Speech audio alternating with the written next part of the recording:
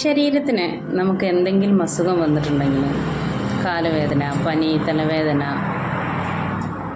എന്ത് തന്നെ വന്നാലും നമ്മൾ പെട്ടെന്ന് ഡോക്ടറെ കാണിക്കുകയും അതിനെന്ത് പ്രതിവിധി എന്ന് നോക്കുകയും ചെയ്യും അല്ലേ?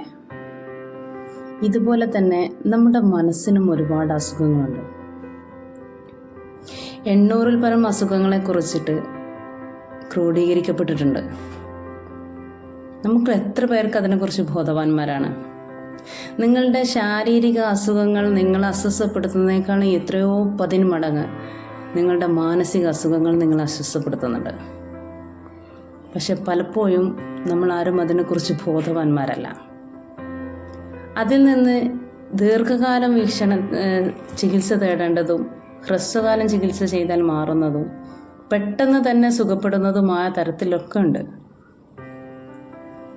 ശരീരത്തിലെ അസുഖങ്ങൾ എങ്ങനെയുള്ളതാണോ അതുപോലെ തന്നെ ശരീരത്തിന് ക്യാൻസർ വരുന്നത് പോലെ മനസ്സിനും ഒരു തരം ക്യാൻസർ വരുന്നുണ്ട്.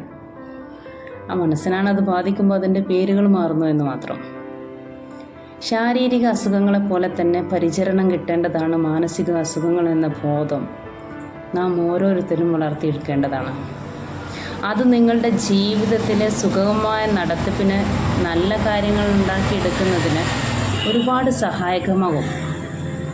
മാത്രമല്ല, പലപ്പോഴും നഷ്ടപ്പെട്ടു പോകുന്ന ബിസിനസ് ഫെയിലിങ്ങോ അല്ലെങ്കിൽ ജീവിത സക്സസ് കാണാത്തതായിട്ടുള്ള അവസ്ഥകളോ ഒക്കെ മറികടന്ന് വിശാലമായ ഒരു ലോകത്തോടെ ജീവിക്കാൻ നമ്മളെ പ്രേരിപ്പിക്കുകയും ചെയ്യും. തീർച്ചയായും നിങ്ങൾ ശരീരത്തെ പരിപാലിക്കുന്നത് പോലെ തന്നെ മനസ്സിനെയും പരിപാലിപ്പിക്കണം. നമുക്കെല്ലാവർക്കും നല്ല ആരോഗ്യമുള്ള മനസ്സിനുടമകളാവാൻ കഴിയട്ടെ. Thank you.